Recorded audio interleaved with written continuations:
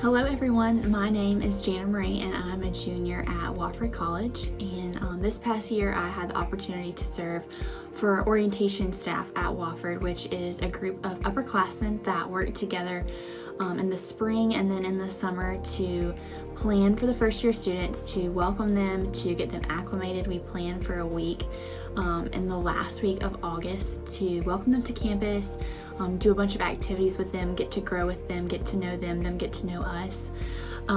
So this past year I served on orientation staff, and in that capacity I also served as the community service chair for the staff, and in that capacity I got to work with Grace and Thrive in planning a community service event.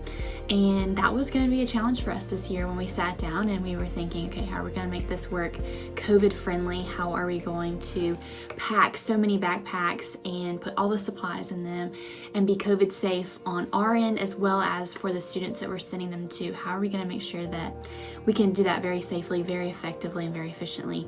And it was such a pleasure to work with my fellow staff members on that, but also to work with Thrive and to work with Grace and just kind of get all the creative juices flowing. And much thanks to Grace, we did figure out a way to do that, and we packaged over 600 backpacks to students in the local community who were in need, and we did that by pre-packaging supplies.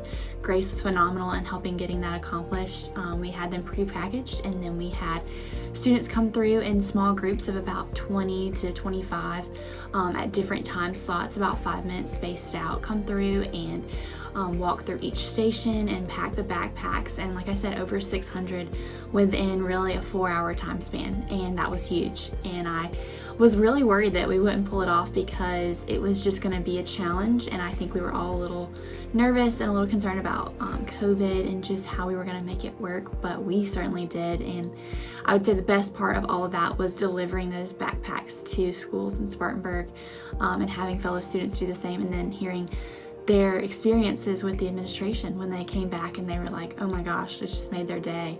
And it did, and that was so heartwarming. It made all the work worth it.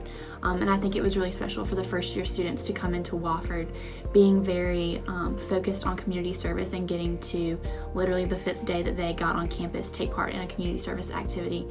I think really set the standard and set the bar and set the year off on a great tone. But I'm so thankful for Thrive and the opportunity that we had to work with them, and I certainly know that I hope that we work with them for years and years and years to come and continue the good work that we're doing in Spartanburg and beyond.